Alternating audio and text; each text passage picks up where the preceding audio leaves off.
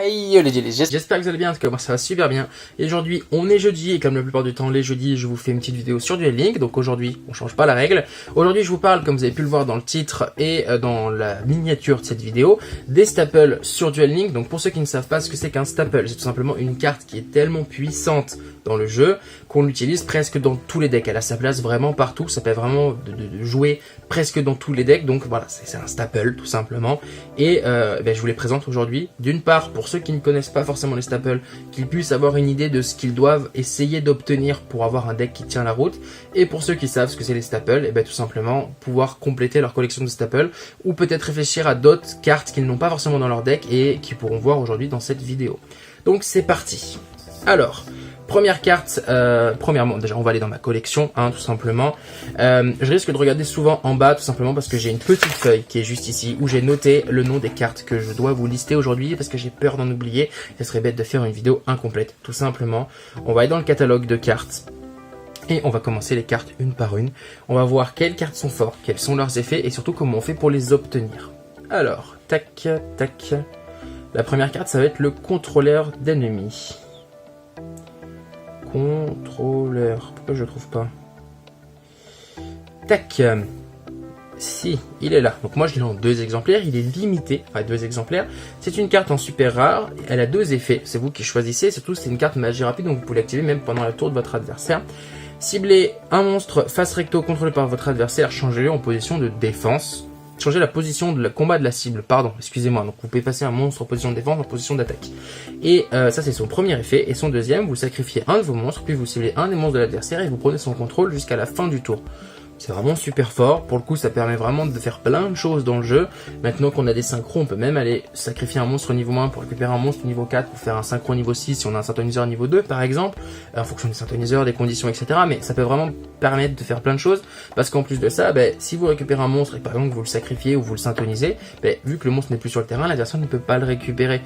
Donc ça permet juste de détruire un monstre, voilà, bon c'est super fort. Comment on l'obtient? Cette carte là elle est un petit peu compliquée par rapport au reste des cartes, tout simplement parce que premièrement, soit c'est des dieux récompenses contre Seto Kaiba, donc ça c'est déjà un petit peu compliqué parce qu'il faut farm Seto Kaiba pour faire tomber le contrôleur d'ennemi, et sinon c'est des récompenses des duels en classement, tout simplement. Donc ça permet d'aller, pour les joueurs qui débutent les classements, tout simplement, et bien d'aller récupérer des cartes qu'ils n'ont pas encore et justement pouvoir se consolider une collection et un deck assez fort. Donc la première carte, contrôleur d'ennemis, je raye, on l'a fait ensemble. Deuxième carte, c'est une carte qui s'appelle Ruine étendue. Tac, si je tape Ruine, je devrais directement la trouver. J'ai trouvé, Ruine étendue. Donc c'est une carte en ultra rare qui a tout simplement pour effet, lorsque votre adversaire déclare une attaque, le monstre le plus fort en position d'attaque sur le terrain de votre adversaire, il est tout simplement détruit. Alors, on a la petite précision, en cas d'égalité, vous choisissez. Admettons que votre adversaire ait 2 monstres à 2500, si l'un des deux attaque, même si le deuxième n'attaque pas par exemple, vous avez le choix de détruire le monstre que vous souhaitez. C'est super fort. Ça a ses petites contraintes tout simplement parce que des fois c'est pas le monstre le plus fort qui est le plus gênant sur le terrain. Comment on obtient cette carte là? Tout simplement de mémoire dans la boîte Clash of Wings, la boîte où on avait les Mercy Fourrure. C'est pour ça que j'en ai une, parce que j'avais bien farmé cette édition là, parce que moi je jouais Mercy Fourrure pendant un temps, même si je trouve ça vraiment moins fun aujourd'hui. Et voilà, c'était l'ultra rare de cette boîte là, et voilà, il faut acheter des cartes dans cette édition, cette extension, pour pouvoir obtenir Ruine étendue. Ouais, cette petite carte là, on l'a présentée également. Ensuite, c'est encore une carte piège après qui s'appelait le canal paléozoïque. Alors, en tapant canal, est-ce que je le trouve directement? Oui, non. Pourquoi? Paléozoïque. C'est Canadia, c'est pas Canal, c'est Canadia. Je sais pas pourquoi j'ai dit Canal, c'est vraiment... Donc le Canadia paléozoïque, c'est une carte en ultra rare, donc vous pouvez n'en avoir qu'une seule fois dans les boîtes, puisque sinon il faudra que vous réinitialisez la boîte. Et c'est une carte qui a pour effet de retourner en face verso une carte en position de défense sur le terrain de votre adversaire. Donc votre adversaire vous attaque, vous activez Canadia, ça va passer sa carte en position de défense, donc il ne pourra plus attaquer avec cette carte-là pendant ce tour. Elle a un deuxième effet, c'est qu'une fois qu'elle est dans votre cimetière, Admettons que vous fassiez une chaîne, votre adversaire active une carte, vous activez une carte, et bien vous pouvez activer l'effet de Canadia Palézoïque, c'est-à-dire que vous allez pouvoir invoquer un Canadia Palézoïque avec 1200 d'attaque et 0 de défense sur votre terrain de niveau 2. Aujourd'hui, ça permet de par exemple défendre votre terrain si jamais vous n'aviez pas de défense. Ça permet également d'aller chercher un autre monstre niveau 2 et pour du synchro par exemple, deux niveaux, c'est quand même super important, ça permet de passer d'un monstre à un autre par exemple. Donc c'est vraiment super fort. C'est une carte en ultra rare qu'on obtient dans une boîte également. En l'occurrence c'est Valiant Soul et c'est une carte du coup que vous allez pouvoir obtenir qu'une seule fois par édition. Il y a pas mal d'ultra rares et pas mal de boosters dans cette édition, donc ça peut être relativement lent de les obtenir. Après c'est vrai que moi pour le coup j'avais bien farm cette édition là parce qu'il y avait Anki Héros Masqué, je jouais Héros Masqué, je vous avais présenté ma decklist, alors ça doit s'afficher quelque part, et du coup forcément en achetant des boosters dans cette édition là j'avais fini par faire tomber un Canadien. Donc c'est fini pour Canadia, on raye également.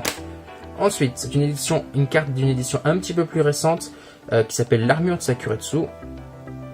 Tac, tac. Donc c'est une ultra rare également. De toute façon, il n'y a pas trop de secrets entre guillemets. Les cartes vraiment fortes, généralement Konami les a mis en ultra rare parce que comme ça limite un petit peu le fait de les avoir en plein d'exemplaires et d'avoir un deck trop fort justement.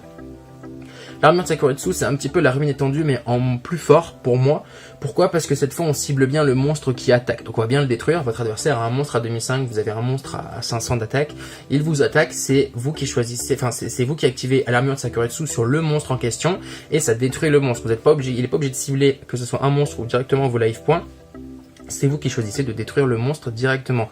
Donc c'est super fort parce que la ruine étendue c'était la même chose, sauf que c'était forcément le monstre avec le plus d'attaque. Donc voilà, c'est tout simplement ça la petite différence. Comment l'obtenir? C'est la dernière boîte, la dernière extension, celle dans laquelle on retrouve les ailes noires.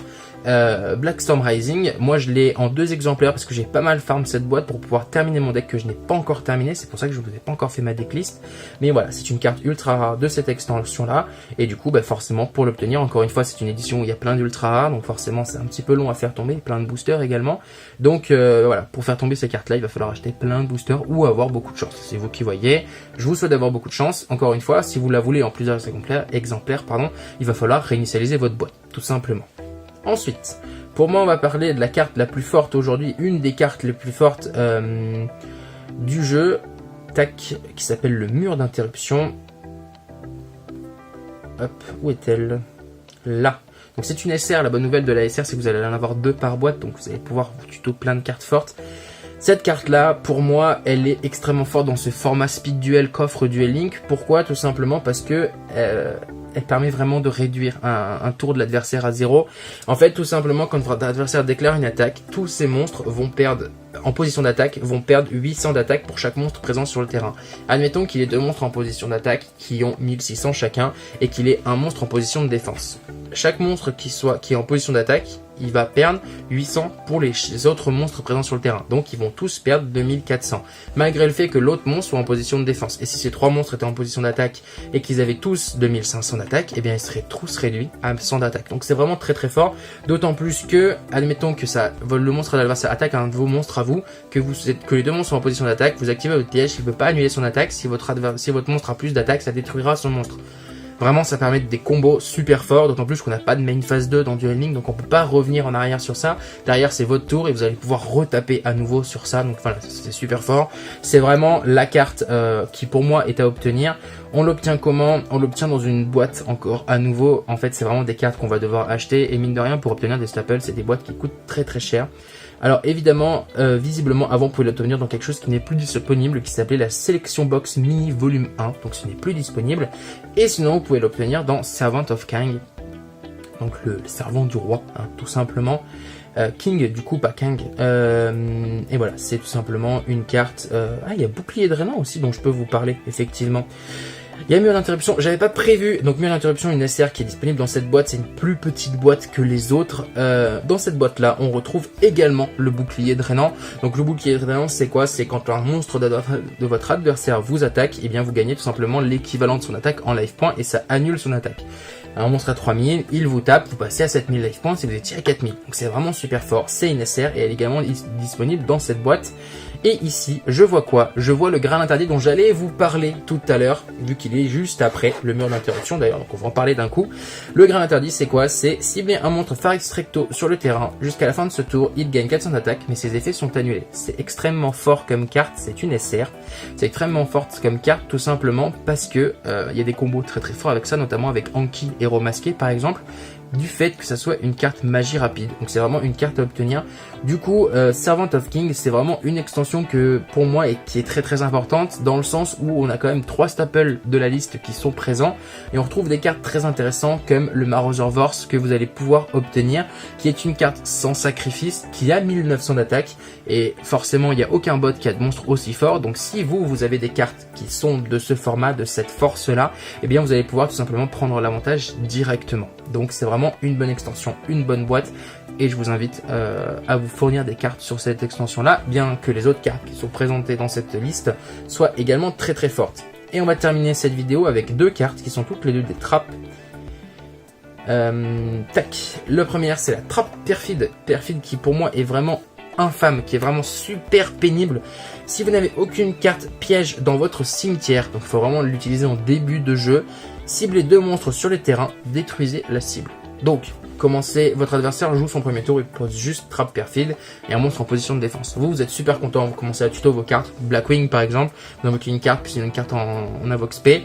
L'adversaire active trappe perfide, il détruit vos 2 monstres. Et vu qu'on n'a pas de main phase 2, ou même, vu qu'on a plus de monstres tout simplement et qu'on a utilisé toutes nos invoques spé, eh bien on peut plus rien faire et lui il a le champ libre pour nous OTK derrière. Donc c'est vraiment super fort, c'est une SR. J'en possède aucune aujourd'hui tout simplement parce que pour obtenir cette carte là, c'est une extension que j'ai pas vraiment ouverte en fait, qui m'intéressait pas vraiment, si ce n'est cette carte là éventuellement. Donc c'est tout simplement l'extension Vision of Ice, donc la vision de glace, et à l'intérieur on retrouve principalement les cartes pour les decks Spellbook par exemple. Donc moi c'était pas un deck qui m'intéressait beaucoup. On retrouve Puissance du Mage qui est également très forte, notamment dans les decks de farm, puisque ça permet de monter très vite l'attaque d'un monstre. Et puis cette fameuse trappe perfide, tout simplement.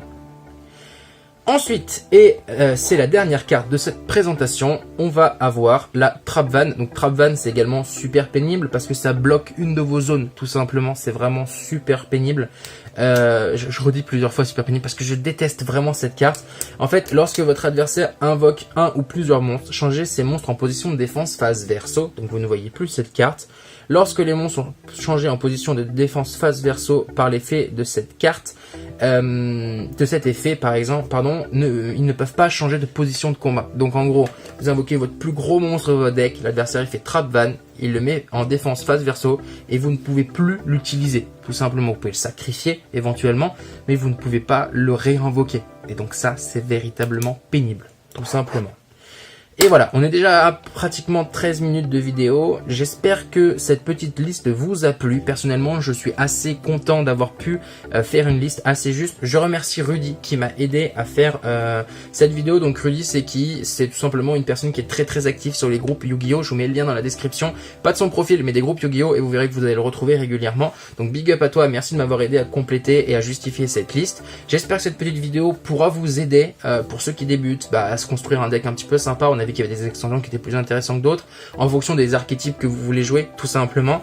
Et puis pour ceux qui connaissent déjà ces cartes là, j'espère qu'il y a peut-être certains combos qui vous sont venus en tête en voyant cette liste là, ou peut-être des cartes que vous aviez déjà vues utilisées par l'adversaire mais que vous n'aviez pas forcément vous dans votre collection, et maintenant vous savez exactement où aller la chercher. Voilà, on va pas faire durer cette vidéo plus longtemps. J'espère que cette petite vidéo sur Duel Link vous a plu et vous sera utile. Sur ce, prenez soin de vous, faites de nombreux duels et collections de cartes, et surtout à bientôt. Allez, ciao.